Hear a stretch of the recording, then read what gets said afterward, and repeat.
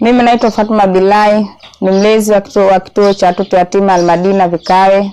Kituo chetu kina watoto 25, wa kike 5, wanaume 20.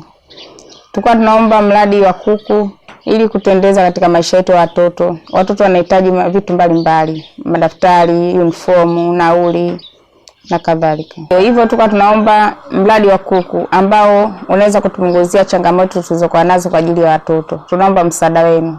Sadaka Network inaendeleza na kuwaunganisha watu kuwa kitu kimoja.